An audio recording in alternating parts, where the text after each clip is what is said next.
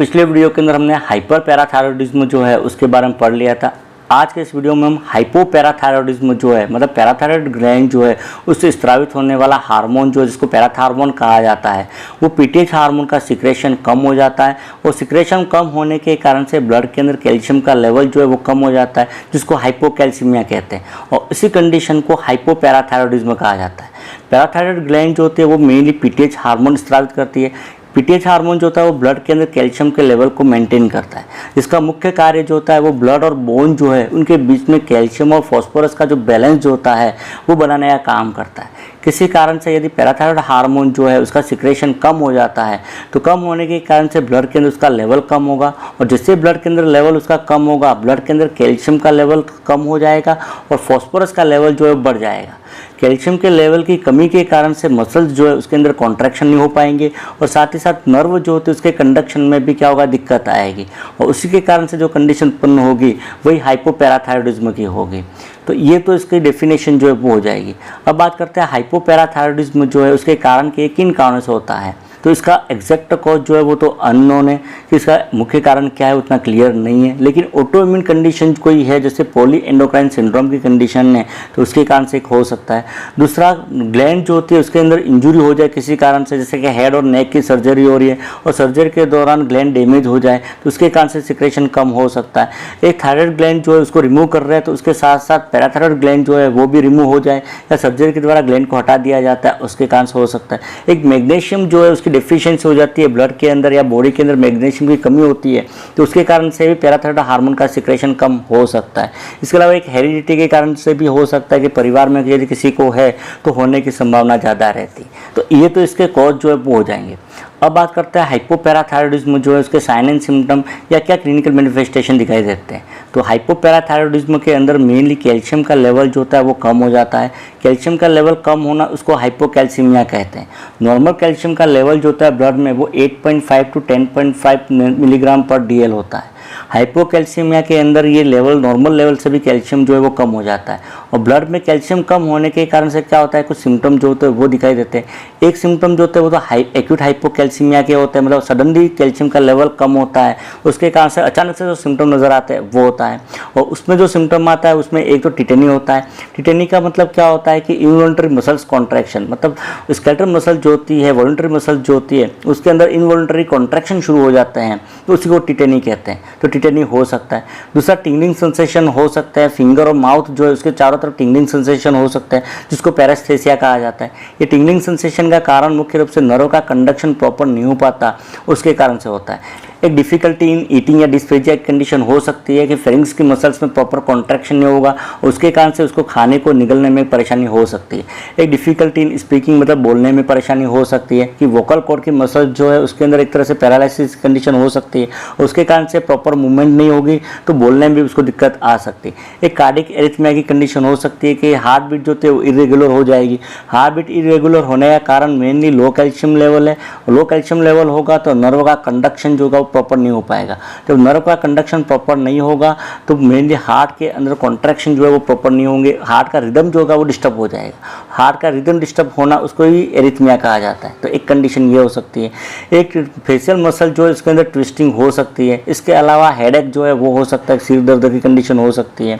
Bone जो है उसके अंदर पेन हो सकता है, बोन जो है वीक हो जाएगी और उसके कारण से बोन जो है उसके अंदर भी दर्द हो सकता है। एक चॉवेस्टिक साइन होता है। चॉवेस्टिक साइन में क्या होता है कि जाइगोमेटिक बोन जो है वहाँ के स्किन को जब दबाया जाता है तो वहाँ पर स्किन को दबाने के कारण से फेस की मसल जो होती है उसके अंदर कॉन्ट्रैक्शन होता है, उसको चॉवेस्टिक साइन कहते हैं। तो एक तो ये देखा जाता है।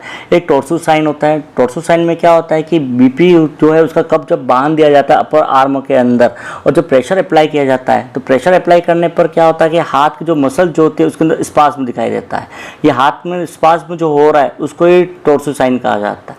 तो ये दो साइन जो है वो देखे जाते हैं। अगला सीजर जो है वो हो सकता है कि उसको कन्वर्जन जो है मतलब दौरे पड़ना वो कंडीशन उत्पन्न हो सकती है। ये तो एक्यूट हाइपोकैल्सीमिया के सिम्टम हो जाएंगे। यदि क्रॉनिक हाइपोकैल्सीमिया की कंडीशन हो रही है लंबे समय तक, यदि कैल्शियम का लेवल ब्लड के अंदर कम है तो उसके कारण से फटीग हो सकता है, बहुत ज़्यादा थकान लग सकती है, कमजोरी महसूस हो सकती है, मसल जो इसके अंदर पेन हो सकता है, एक मेमोरी जो है याददाश्त में कमी हो सकती है, बालों का झड़ना मतलब हेयर फॉल हो सकता है। इसके अलावा टूथ जो होते हैं दांतों के ऊपर का जो वाइट इनेमल जो होता है वो रिमूव हो सकता है। एक इरिटेबिलिटी या चिड़चिड़ापन हो जाएगा, व्यक्ति को बहुत ज़्यादा गुस्सा आता है। ट्रिमर जो है वो हो सकता है, हाथों में कंपन हो सकता है, झुनझुनी हाथों के अंदर हो सकती है। इसके अलावा पर्सनैलिटी चेंजेस हो सकते हैं, व्यक्ति को मेमोरी लॉस हो सकता है, चिड़चिड़ापन हो सकता है, उसका व्यक्तित्व जो है उसके अंदर बदलाव हो सकता है। ये तो इसके साइन एंड सिम्टम जो है वो हो जाएंगे। अब बात करते हैं हाइपोपैराथायरॉयडिज्म जो है उसका डायग्नोस्टिक इन्वेस्टिगेशन या कौन कौन से टेस्ट किए जाते हैं। तो हाइपोपैराथायरॉयडिज्म में एक तो हिस्ट्री जो है पेशेंट की वो ली जाती है, दूसरा फिजिकल एग्जामिनेशन किए जाते हैं। फिजिकल एग्जामिनेशन के अंदर 2 साइन देखे जाते हैं, एक तो चॉपस्टिक साइन जो होता है वो है, एक टॉर्सो साइन जो होता है वो है, इसको चेक किया जाता है। तीसरा जो है वो ब्लड टेस्ट किए जाते हैं। ब्लड टेस्ट के अंदर पीटीएच हार्मोन जो है वो, कैल्शियम जो है, फॉस्फेट जो है और विटामिन डी जो है उसका लेवल चेक किया जाता है। इन सबकी नॉर्मल वैल्यू जो है हम प्रीवियस वीडियो के अंदर डिस्कस कर चुके हैं, इसलिए इसको हम डिस्कस नहीं करेंगे। अगला यूरिन टेस्ट जो है वो किया जाता है। यूरिन टेस्ट के अंदर फॉस्फोरस का लेवल जो होता है वो ज़्यादा मिल सकता है, तो एक तो ये है। एक सीरम पीटीएच टेस्ट जो है वो भी करवाया जाता है। स्कल जो इसका एक्सरे लिया जाता है कि बोन जो है उसके अंदर प्रॉब्लम तो नहीं हो रही है वो चेक करने के लिए।